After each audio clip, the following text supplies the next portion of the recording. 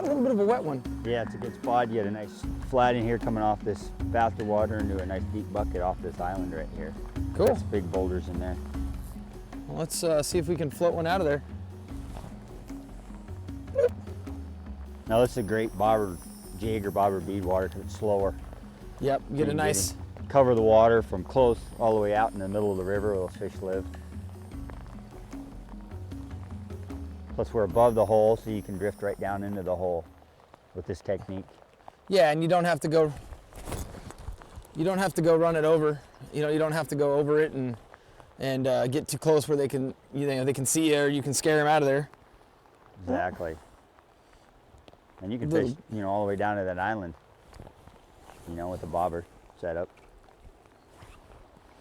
Yeah, you got a pretty good, you got the ability to cover a lot of water if you're handy. So Mike, you're in either your raft or your clacker craft 99% of the time when you're guiding. I mean, Yep. I assume that's almost Yeah, always what you do. 99%, yep. Yeah, so when you're on the bank, a lot of guys think, oh, I don't have a boat, I'm at a disadvantage. But really, you're not at a disadvantage, you just have to play the game differently. Exactly. Yeah, you play your cards right. You're so mobile when you're on the beach. You can get out and you can cover the water a lot better. I mean, better, you can cover the water and you can get in front of the boats. You can, get in your car and go down 3 or 4 miles. Because sometimes, like earlier in the season, you've got, sections of river that are, there's not as many fish. So, you can get in and you're not stuck to a section. You can move and go. You actually can go to a different river if you have to. Easily. Yeah. And it's, up here, it's only a couple miles away from, I don't know how many days I've done, even when I'm guiding a trip, I know most of the fish are in the bottom end of a drift. I know they're in the last 2 miles, but I got to float 4 miles to get there.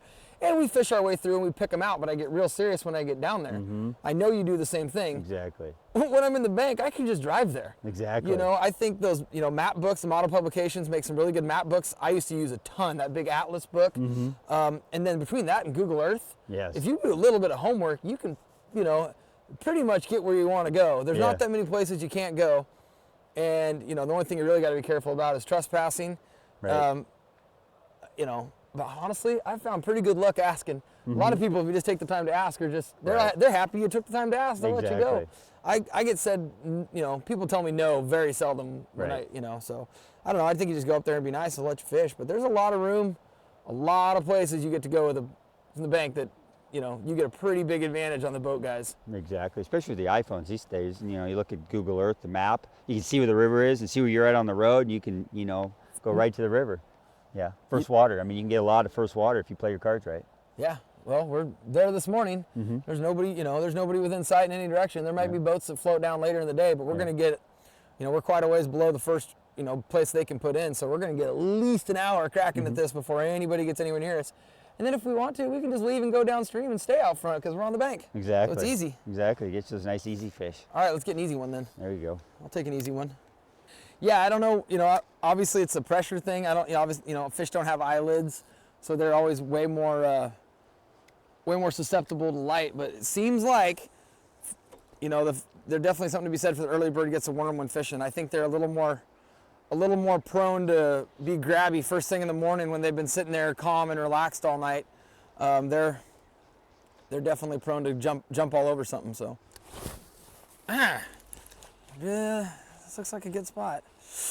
I always start off short, my bobber all the way down to my lead, because I usually use a pretty long leader, especially when the water's clear, and then just, go up a foot or so and cast back out. That way, you get those real aggressive fish right off the bat, and you don't get stuck on the bottom like Josiah just did. Yeah, like that. Yeah, so, and then you can see the spots, bobber just went down. Water's so clear today. Yep. These real bright fireball ones, these are, Spirit River beads and lured beads. But these super fireballs are really awesome when the water's clear, but when the water's dirty. But for today's application, I'm going to dumb it down with something a little less annoying. Dun, dun, dun. Gonna put a new hook on. So Mike, I got a 10.5 foot Lamiglass for my float rod. I like the length. A little trickier from the boat, but it's good for the bank. What do you got going on for your float rod? I like a 9.5 to 10 footer. Yeah, You know, if you're in a boat, you know, 9.5 works a little better. But on the bank, you know, 10 to 10.5 works better.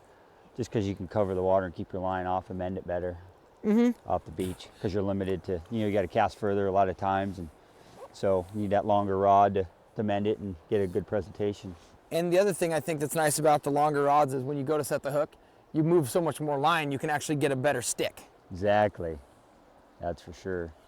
See that cast you just did there? That's upper division steelheading. That's not it, that little, I don't know, we call it bow cast. Yeah, I don't know what you want to call it. Yeah. The bow and arrow, but yeah, you kept that thing, you know, you can do it in tight conditions. Yep. There's definitely some creativity needed when bank fishing versus boat fishing as far as your casting. You bet. You got trees and you got weeds, and some holes are almost unfishable just strictly because you can't get a dang cast in. Exactly. You got brush right behind you, and it's just really difficult to get that cast out. The trick is, you know, you pick it up, don't grab the head. You know, I grab the tail. That way you don't ever get hooked. You just bend the rod like a bow and arrow, and you fling it. Boom. Boom. You cast, you know, 20 yards with it, no problem. So first thing in the morning, I'm definitely more apt to fish further down into a tail out, or maybe a little closer to the bank on an inside seam somewhere. What do you think? Exactly. Yeah, where, you know, they'll hold in shallow water when it's, you know, early in the morning, where during the day they're going to move up into this heavier stuff, you know. So yeah, and it's also too, if there's boats in front of you, or you know there's boats in front of you, a lot of times I don't fish where the boats have to float over. You know, when the water's low, I'll fish, you know, the deeper stuff where the fish are going to get pushed into. You know, so, you know, you got to realize, you know, if there's boats in front of you, I kind of fish a little different than if I know there's no boats been through, you know, and the tail outs and stuff where those fish are going to hang out. Yeah, a fish will only sit in a foot of water in a tail out until he gets floated over once, and then he's going to scurry up into some white water or heavier, deeper stuff where he feels safer. Exactly. Yeah. I mean, you just give them a little bit, you know, and they'll bite again. You know, if you have confidence in one lure, you're going to fish it so much harder than you do if, you know, someone says, well, that's a good lure. But if you have confidence in that lure, you're going to fish it harder and you're going to catch more fish on it. Yeah, I mean, right now you got a little nightmare jig. I'm going to go out on a limb here and say you've caught quite a few fish on a nightmare jig in your life. Yeah, I got a 25-pounder out of this hole on this jig. I got a little tiny bead on there, but I fish beads 70-80% of the time. You know. Exactly. So why do you have that bead on? It's confidence. I know they'll eat it. I've seen them do it before. Exactly. And I have a jig on this nightmare, and I have confidence in it. So what I'm doing here is I'm just doing a little lured bead, slightly painted, just so I have just kind of dumb down the brightness a little bit because the water's so clear where we're fishing today. It's maximum fluorocarbon, you know, a little wide gap, little tiny bobber stop, and then lured bead that I painted just a little bit to kind of dumb down the colors because the water's so clear. You know, a little bead peg 2 inches above the hook, leader, split shot.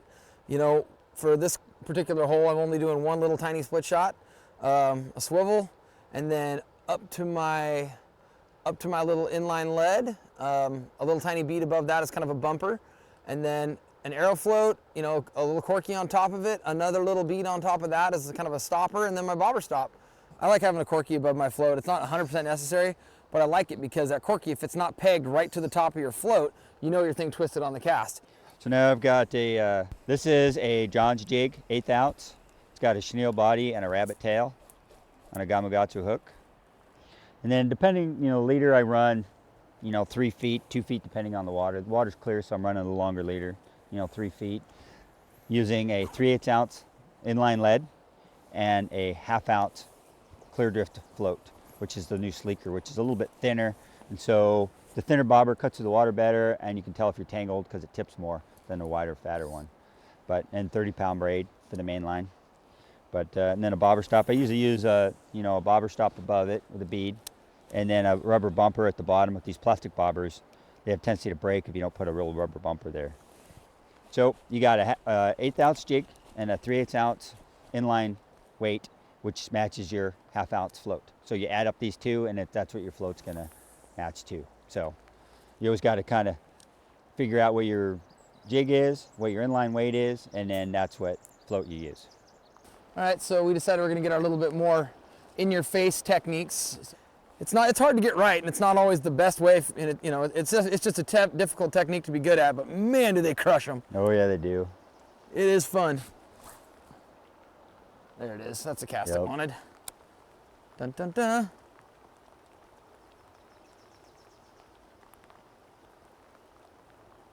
Usually there is not a lot of guesswork when you get a spoon grab. Yep. There he is. Got him. Just like Got that. him. Look at that. Oh, that's a good one. Okay, so I definitely have a tree I got to think about. Hey, how do you like that for change up? You bet, see? As soon as you switch techniques, that fish had already seen our stuff. Yes, it had. That was the slack.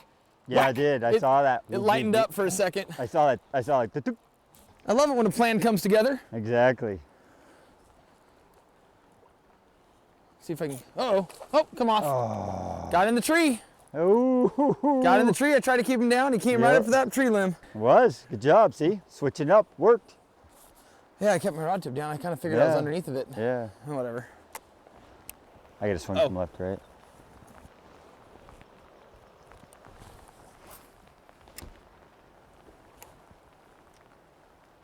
So this is another bobber rig. It's called a center pin. It's Canadian style. So before I was using a spinner rod, now this is a center pin. You get a smooth presentation because you got such a large arbor and the line just peels off like butter. And then when it goes down, you don't have to think about it. You just clamp the spool down with your pinky or your thumb and just jerk on it, and then you reel. I've seen a ton of dudes starting to get into that. I think they're starting to realize how stinking effective it is at keeping your line off the water and getting such a clean drift. Yep. Takes a little practice, you know, learning how to cast it. But once you figure it out, it's a deadly, deadly presentation. Yeah, and you can see that line just peeling off there as you're floating. That's just perfect. And the rods are usually longer, you know, 10.5, 11, even 13 feet, up to 13 feet. The casting too. Yeah, and the hook set. And also it seems like the longer rods are a little easier to cast because they load better. This is 11.3 Shimano, and it's soft enough in the tip, it loads really good. And what I'm doing is called the BC cast. You Fish come on! back. Look at that! Look at that! That one hit it on the fall. I did. Yeah.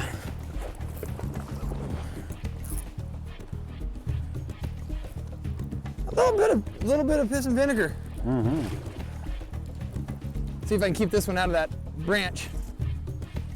I learned my lesson the first time. I pulled on that one. Yeah, that one I flipped the bail over. That was actually, I landed on that rock that we've been hanging up on. Yeah. I flipped the bail over and I must have pulled it off and he came right out from underneath of it. Oh, nice. Nice, nice. There it goes. Did I tell you earlier how much I love spoon grabs? Uh-huh. Wow. Strong, aren't they? Yeah, you can't argue with the fight in these suckers. They definitely got. Mm-hmm. Man, this isn't like a little noodle rod either. No, Pretty substantial. You definitely got to play them a little different when you're bank fishing. Yeah. If we had a net right now, we could just scoop them up and done deal. But you got to be a little more careful. Right, exactly. Definitely got to be careful. I like how first thing I notice is you're out in the water. Yep.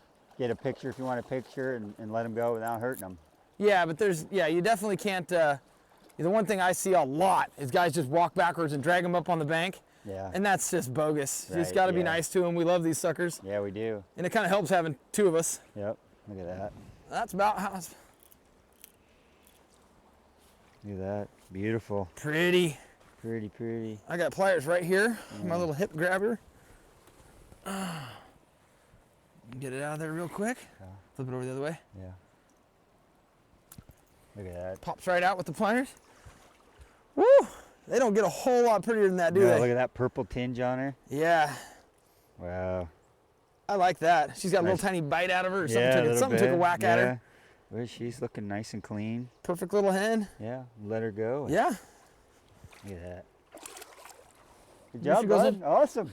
Heck yeah. Switched it up and worked. Yeah, shoot, that's 2 in a row after Yeah. we just fished this hole for 20 minutes. Yeah, with the jig. When I come down, when I'm bank fishing, I always carry 2 rods. Yep. That flash and the thump, but something about a spoon just changes the, I don't know. It obviously just turned on 2 fish that didn't want jigs. Herzog was onto something, man. Those BC steel spoons catch fish. Yep. Being versatile. Yeah. Think outside the box sometimes. It's just a different box. We already walked our way down the mountain, so since we've gone this far, we may as well do a little bit more bushwhacking and make sure we get to fish the entire hole. We came this far. I'm not going to give up on the back end, so. Exactly, yeah. Spot right below these trees is really good. We'll get down below it so we get a better presentation. Fish the rest of this tail out down through here. All right. This is why I'm short. This is what I used to tell my friends. So God wanted me to fish. I fit well on almost any boat, and I can get through brush like nobody's business. You don't even have to bend over. No, I just... Two is when you're walking like this, always point your tips behind you. Yeah. That way it doesn't snag up on everything. Yep. It helps keeping your rods from snagging on all these limbs and brush. Yeah, and I've always found that having like a fanny pack or something where I didn't have to use my offhand to carry my gear really helps, because then I get my offhand to clear. I use my offhand to clear the bushes and try and keep me out of trouble. There you go. Yeah, it's always good to have good equipment, you know, a good pair of Gore-Tex waders and a good pair of wading boots, either felt or studs. Especially, you know, studs are great when you're bank fishing because you get better traction on the slippery mud, and then as the season progresses, you know, the rocks get really slippery, you know, and safety is a factor too. So, you know, studs are a great way to go. But a fanny pack, a good waterproof fanny pack. You know, jigs are expensive and they get wet, they start rusting, and you get a lot of money wrapped up in it, so you want to keep them nice and dry so they don't get all rusted. Polarized glasses are absolutely critical. If I had to trade a rod for a pair of polarized glasses, I'd trade a rod every day. Yep. What makes this good is current speed, water depth, and boulders. Those are the three factors that make a perfect run. And you know, you've got a rapid above, and you've got a, you know, nice big flat below it, and they feel real comfortable in here. You know, steelhead like, you know, nice comfortable water. They like, you know, depth. They feel secure, and that's the key, you know. Current speed, so they don't have to work too hard, and, you know, they feel safe. Because they're not feeding, they're lying there, they like to rest, you know, it's nice, comfortable, and the boulders slow the water down, the chalk cuts the glare on the top, you know, predators flying over don't spook them, and so this is what makes this a great spot.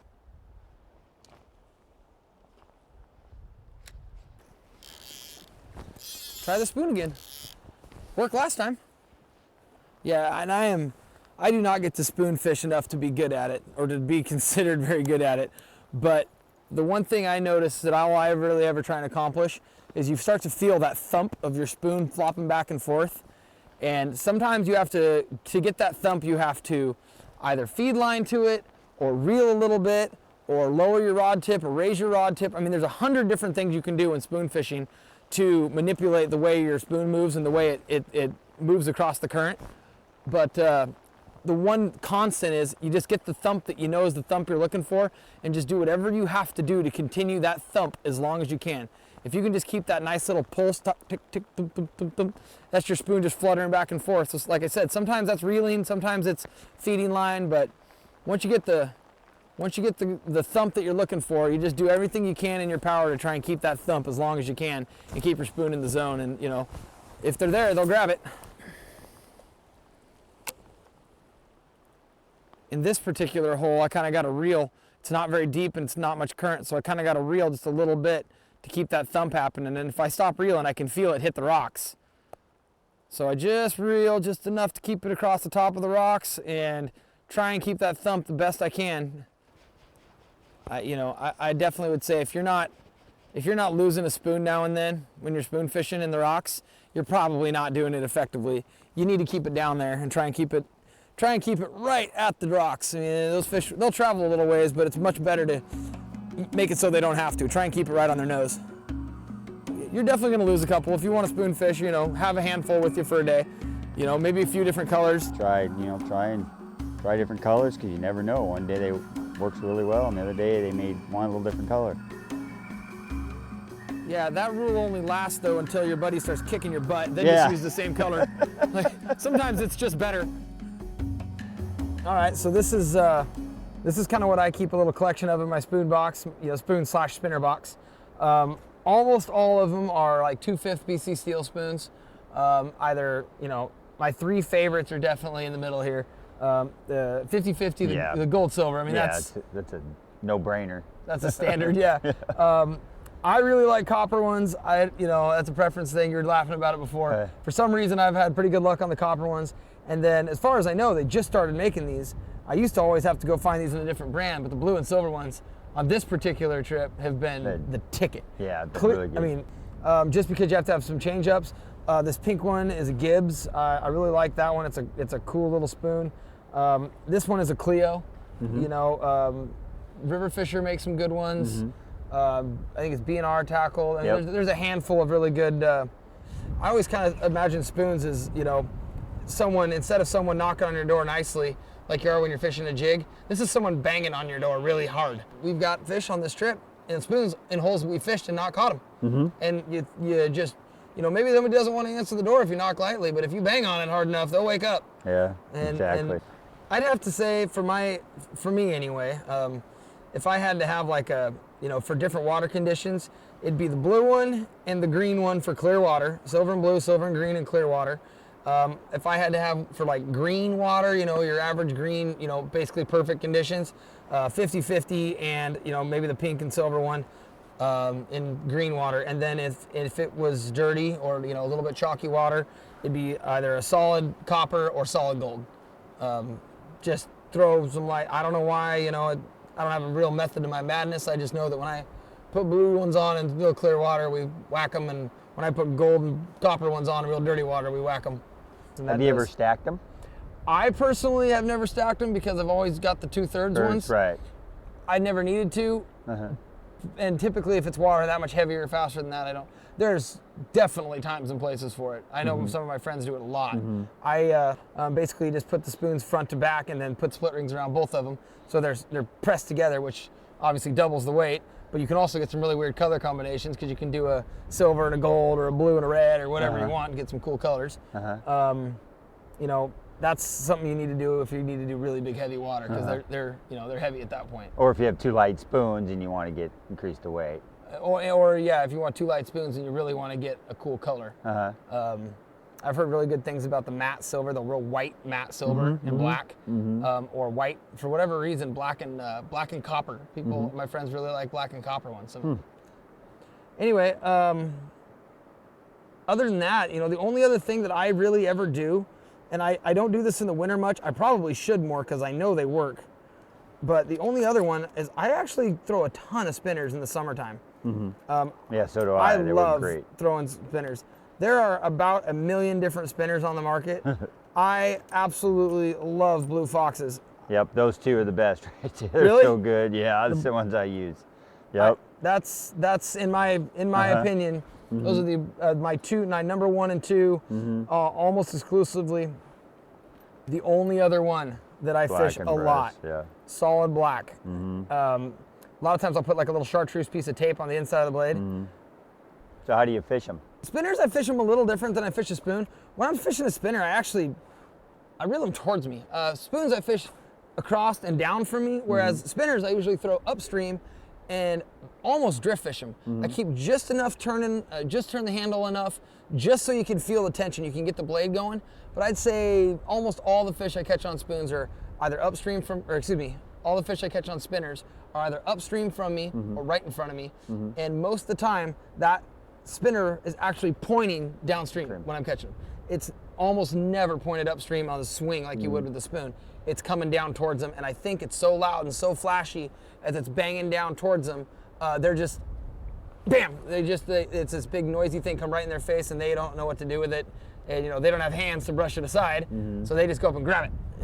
Because I noticed too, spinners tend to rise up in the column a lot more, so you got to cast upriver to get them to sink and come down with the current. Versus a spoon, they're heavier and you can swing them through the current. I can spoon fish for hours and hours and hours effectively. You're going to lose a few, but I can spoon fish for hours with seldom losing spoons. Even you lose a few if you're doing it right. But if I'm spinner fishing, I lose a lot. Yeah. I bang them, get them down, get them in front of you. You gotta dredge them because if you don't, they just generate too much lift.